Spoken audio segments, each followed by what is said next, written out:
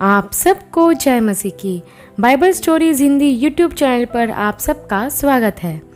आज मैं आपको इज़राइल के सामरिया में घटी अकाल की घटना के बारे में बताने वाली हूँ, जिसका वर्णन आपको राजाओं की दूसरी पुस्तक के 6 अध्याय के 24 वचन से 7 अध्याय के 28 वचन तक देखने को मिल जाएगा।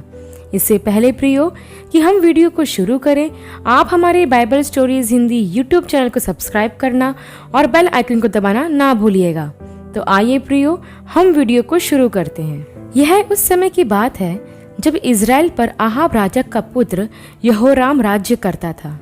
यहोराम अपने पिता की ही राहों पर चला और उसने वही किया जो यहोवा की दृष्टि में बुरा था। तो भी उसने अपने माता पिता के बराबर दुष्टता नहीं की। उस समय एलीशा इज़राइल का नबी होकर परमेश्वर के संदेशों को इज़राइल के लोगों तक पहुंचाया करता था। उसने कई आश्चर्य कर्म और भविष्यवाणियां इज़राइल के लोगों के बीच में किए और कई सालों तक वह इज़राइल का नबी होकर परमेश्वर की सेवा करता रहा। जब यहोराम राज्य कर रहा था, उस समय आराम के राजा ने सामरिया नगर को चारों तरफ से घेर लिया। तब ऐसा हुआ कि सामरिया में बड़ा अकाल पड़ा, क्योंकि घेराबंदी के कारण उस नगर के लोग ना तो कहीं जा सकते थे और ना ही कोई उस नगर में आ सकता था। इस वजह से उस नगर में भोजन सामग्रियों का आयात नहीं हो पा रहा था, जिसके कारण वहाँ के खाने पीने की चीज़ों के दाम आसमान छूने लगे। और यही नहीं प्रियो, एक घटना तो ऐसी हुई थी जो दिल दहलाने वाली थी कि 2 स्त्रियों ने आपस में यह सम्मति कर ली थी कि पहले एक स्त्री के बेटे को मारकर खाया जाए और जब वो खत्म हो जाएगा तो दूसरी स्त्री अपने बेटे को खाने के लिए देगी। लेकिन जब दूसरी स्त्री के पुत्र को पकाकर खाने की बारी आई तो उस स्त्री ने मना कर दिया। यह बात जब इज़राइल के राजा को पता चली तो वह अपने वस्त्र फाड़कर टाट ओढ़कर विलाप करने लगा और कहने लगा कि यदि मैं एलीशा का सिर धड़ से अलग ना कर दूं तो परमेश्वर मेरे साथ ऐसा ही वरन इससे भी अधिक करे। प्रियो, राजा ने एलीशा के लिए ऐसा इसलिए कहा क्योंकि उसने सोचा था कि परमेश्वर का जन यदि हमारे बीच में है तो वह हमें इस मुसीबत से बाहर निकालेगा। लेकिन जब उसने यह सुना कि नगर के लोग अपने ही बच्चों का मांस खा रहे हैं तो वह अंदर तक झुंझला गए। उसे अपने कानों पर यकीन नहीं हो रहा था कि जो आज तक कभी नहीं हुआ वह उसके राज्य में कैसे हो गया। प्रियो, एक बात और मैं आपको बता दूं कि परमेश्वर ने कभी भी नर बलि करने के लिए नहीं कहा है। उन स्त्रियों ने जो किया वो बहुत भयानक पाप था और इसी बात से नाराज होकर राजा ने ठान लिया कि वो एलीशा को मरवा डालेगा। तब हम आगे देखते हैं प्रियो कि जब एलीशा पुरनियों के संग अपने घर में बैठा हुआ था तो राजा ने अपने पास से एक दूत एलीशा के पास भेजा। तब एलीशा ने पुरनियों से कहा कि इस खूनी के बेटे ने किसी दूत को मेरा सिर काटने के लिए भेजा है, इसलिए जब वह दूत आए तब किवाड़ बंद करके उस दूत को रोके रहना। जब एलीशा अपने पुरनियों से बात कर ही रहा था तो कुछ लोग राजा का संदेश लेकर एलीशा के घर के द्वार पर आ खड़े हुए और कहने लगे कि राजा यूं कहता है कि यह विपत्ति यहोवा की ओर से है। अब मैं आगे को यहोवा की बाट क्यों जोता रहूं? तब एलीशा ने उन्हें उत्तर दिया कि जाकर राजा से कह दो कि कल इसी समय सामरिया के फाटक पर 1 सआ मैदा अर्थात 7 किलो मैदा 1 शकेल में तथा 2 सआ जौ अर्थात 14 किलो जौ भी 1 शकेल में मिलेगी। मतलब एलीशा के कहने का तात्पर्य यह था कि कल इसी समय सारे खाने पीने की चीज़ें बहुत ही सस्ते दामों पर मिलने लगेगी। तब जो लोग राजा का संदेशा लेकर एलीशा के पास आए थे उनमें एक सरदार भी था जिसके हाथ पर राजा तकिया करता था। उसने एलीशा को उत्तर देते हुए कहा कि सुन, चाहे यहोवा आकाश के झरोखे खोले तो भी क्या ऐसा हो सकेगा? तब एलीशा ने उससे कहा कि सुन, तू यह सब अपनी आंखों से तो देखेगा परंतु उस अन्न में से कुछ खाने नहीं पाएगा। प्रियो, उस सरदार ने परमेश्वर के दास की बात पर जरा भी भरोसा नहीं किया। उसने सोचा हम तो चारों तरफ से घिरे हुए हैं, ना तो कोई नगर के भीतर आ सकता है और ना ही बाहर जा सकता है, तो एलीशा जैसे बोल रहा है तो ऐसा कैसे हो सकता है। इसलिए वह एलीशा से कहता है कि यदि यहोवा आकाश के झरोखे भी खोल दे तो भी ऐसा नहीं हो सकता। प्रियो, यहाँ उस सरदार ने यहोवा की भविष्यवाणी पर विश्वास नहीं किया। उसने उन बातों के ऊपर विश्वास किया जो उसकी आंखों के सामने उसे दिखाई दे रही थी, और जो वह देख रहा था वह यह था कि आराम के लोग चारों तरफ से हमें घेरे हुए हैं और जिनका मुकाबला हम नहीं कर सकते। उसको विश्वास नहीं था कि परमेश्वर पल भर में कुछ भी कर सकता है, और उसका यही अविश्वास उसकी मृत्यु का कारण बनता है, क्योंकि एलीशा ने उससे कह दिया था कि तू यह सब कुछ अपनी आंखों से देखेगा तो सही, परंतु उस अन्न में से कुछ भी खाने ना पाएगा। प्रियो, यह हमारे लिए एक चेतावनी है कि हम कभी भी परमेश्वर की बातों में अविश्वासी ना बने। हमारे चारों ओर भले ही नकारात्मक चीजें क्यों ना हो रही हो, सब कुछ मुश्किल या असंभव क्यों ना दिखाई दे रहा हो, लेकिन फिर भी हमें परमेश्वर के वायदों पर विश्वास रखना है। हम सरदार के जैसे ना बने जिसने यहोवा की बात पर बिल्कुल भरोसा नहीं किया, लेकिन हमें अपना विश्वास इस तरह से प्रकट करना है कि भले ही आगे कुछ भी दिखाई नहीं दे रहा हो तो अभी हमें मान लेना है कि परमेश्वर ने हमारे लिए सब कुछ कर दिया है। ऐसा विश्वास जो कुछ नहीं में भी बहुत कुछ दिखता हो, वही विश्वास परमेश्वर को प्रसन्न करता है। तब हम आगे देखते हैं प्रियो कि सामरिया के फाटक के पास 4 कोढ़ी बैठा करते थे। वे आपस में विचार करके कहने लगे कि हम यहाँ बैठे बैठे क्यों मर जाएं?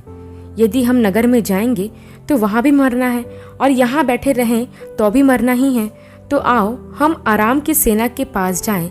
यदि वो हमको जीवित रखेंगे तो अच्छा है, और यदि वो हमको मार डाले तो भी हमको मरना तो है ही। तब शाम के समय वे लोग आराम की छावनी में जाने के लिए निकले, और जब वह पास पहुंचे तो उन्होंने देखा कि वहां कोई नहीं है, क्योंकि यहोवा परमेश्वर ने आराम की सेना को रथों और घोड़ों की भारी आहट सुनाई, जिसके कारण वे कहने लगे कि इज़राइल के राजा ने हित्ती और मिस्री राजाओं को वेतन पर बुलाया है ताकि हम पर चढ़ाई करे। इसलिए आराम की सेना के सारे लोग अपना सब कुछ छोड़कर, जो वह दूसरे नगरों से भी जीत कर लाए थे, भाग गए। जब वे कोढ़ी छावनी के डेरों के पास पहुंचे तो उन्होंने डेरों में घुसकर खाया पिया और सोना चांदी तथा वस्त्र ले जाकर छुपा दिए। जब वो लोग दूसरे डेरे में गए तब भी उन्होंने वैसा ही किया, लेकिन फिर वह आपस में कहने लगे कि हम जो यह कर रहे हैं क्या यह सही है? यह तो आनंद का समाचार है कि आराम की सेना भाग गई है, लेकिन हम यह किसी को नहीं बताते। अगर हम सुबह तक यही ठहरे रहे तो फिर हमें दंड मिलेगा। इसलिए आओ हम राजा के पास जाकर उसे यह बताते हैं। तब वे 4 कोढ़ी नगर की ओर गए तथा नगर के चौकीदारों को बुलाकर उन्हें सब बता दिया कि जब हम आराम की छावनी में गए तो हमें वहां कोई ना मिला, केवल घोड़े और गधे हैं तथा उनके डेरे जैसे कि तैसे ही हैं। तब उन चौकीदारों ने राजभवन में जाकर राजा को इस बात का समाचार दिया। प्रियो, यहाँ पर हम इन 4 कोढ़ियों से सीखते हैं कि ये लोग कोढ़ की बीमारी से ग्रसित थे, और व्यवस्था के अनुसार ये कोढ़ी नगर के बाहर रहा करते थे। अकाल के समय ये लोग बस अपनी मौत का इंतजार कर रहे थे। ये नगर के अंदर जाते तो भी मर जाते, और वहीं रहते तो भी उनको मरना ही था। लेकिन हम देखते हैं प्रियो कि उन्होंने एक निर्णय लिया, ऐसा निर्णय जिसने उनकी जिंदगी बदल दी। हाँ प्रियो, उस निर्णय ने न सिर्फ उनकी जिंदगी बचा ली, बल्कि नगर में बचे हुए लोगों की भी जिंदगी उनके उस निर्णय से बच गई। और उनका निर्णय था आराम की छावनी में जाने का। हाँ प्रियो, वो जानते थे कि उन्हें कैसे न कैसे करके मरना ही था, लेकिन उन्होंने सोचा कि यदि वे आराम की छावनी में जाएंगे और यदि वो लोग उन पर दया करेंगे तो शायद उनका प्राण बच जाएगा। वे अपना प्राण हथेली पर लेकर आराम की छावनी में जाते हैं तो वहाँ उन्हें कोई नहीं मिलता, बल्कि इतना खाना और बहुमूल्य चीज़ें उन्हें मिलती है जिसके बारे में उन्होंने सोचा भी नहीं था। वैसे ही प्रियो, हम भी पाप के कोढ़ से ग्रसित थे। बाइबल हमें बताती है कि हम मृत्यु के अधीन थे, बचने की कोई आशा नहीं थी, लेकिन परमेश्वर ने हमारे लिए प्रबंध किया अपने इकलौते बेटे को भेजकर, और हमारा एक निर्णय हमारे प्राण बचा सकता है, और वह निर्णय है यीशु के पास आने का। प्रियो, जब हम प्रभु यीशु के पास आते हैं तो वह हमें हमारे सब बोझ से आज़ाद करता है और हमारे पाप रूपी कोड़ को दूर करके हमें नया जीवन देता तथा स्वर्गीय आशीषों से हमारे जीवन को भर देता है। प्रियो, एक निर्णय, सिर्फ एक निर्णय आपको मृत्यु से जीवन की ओर ले आ सकता है। यही नहीं प्रियो, इन कोड़ियों में एक और बात थी कि जब उन्हें आराम की छावनी में कोई ना मिला और वे वहां खाना पीना कर रहे थे, तो उन्होंने सोचा कि क्या उन्हें यह समाचार दूसरों को नहीं पहुंचाना चाहिए जो भूख से मर रहे हैं, यहाँ तक अपने ही बच्चों को मारकर खा रहे हैं। तो ये कोड़ी इस समाचार को कि आराम की सेना सब कुछ छोड़कर भाग गई है नगरवासियों तक तथा राजा तक पहुंचाते हैं। वैसे ही प्रियो, हमें यह सीखना है कि जब हमारे प्राण बच गए और हमने जीवन पा लिया है तो यह आनंद और आशीष हमें अपने तक ही सीमित नहीं रखना है। हम ये सुसमाचार दूसरे लोगों तक भी पहुंचाना है जो पाप में मर रहे हैं, जिन्हें जीने की कोई आशा ही नहीं है और जो मृत्यु के अधीन है, ताकि हमने जो पाया है उसे हम दूसरों तक भी पहुंचा सके और उनके भी जीवन का उद्धार हो सके। इन कोड़ियों की तरह हमें भी आनंद का समाचार दूसरे लोगों तक पहुंचाना है। तब हम आगे देखते हैं प्रियो कि जब यह बात राजा तक पहुंची कि आराम की सेना के लोग भाग गए हैं, तो राजा को यह लगा कि शायद यह आराम की सेना की कोई चाल है ताकि वे नगर में घुस सके। इसलिए वो 2 रथ तैयार करवाता है और अपने कर्मचारियों से कहता है कि जाकर देख कर आओ कि आराम की सेना कहीं घात के लिए तो नहीं बैठी है। तो वे कर्मचारी रथ लेकर यरदन नदी तक जाते हैं और क्या देखते हैं कि मार्ग में वस्त्र और सोने चांदी के पात्र पड़े हुए हैं जो आराम की सेना उतावली में छोड़कर चले गए थे। तब उन कर्मचारियों ने आकर राजा को सब बता दिया जो कुछ उन्होंने देखा था। तब नगर के लोगों ने निकल के आराम की सेना के डेरों को लूट लिया और जैसे परमेश्वर के नबी एलीशा ने कहा था उस यहोवा के वचन के अनुसार 1 सआ मैदा 1 शकेल में और 2 सआ जौ भी 1 शकेल में बिकने लगा। तथा राजा ने उस सरदार को जिसके हाथ पर वह तकिया किया करता था फाटक का अधिकारी ठहरा दिया। तब वह लोगों की भीड़ में जो नगर से निकल रही थी पैरों के नीचे दबकर मर गया। यह भी परमेश्वर के उस वचन के अनुसार ही हुआ जो परमेश्वर ने एलीशा के द्वारा कहा था, क्योंकि प्रियो, उस सरदार ने परमेश्वर के वचन का ठट्टा उड़ाया था और परमेश्वर की वाणी पर विश्वास नहीं किया था।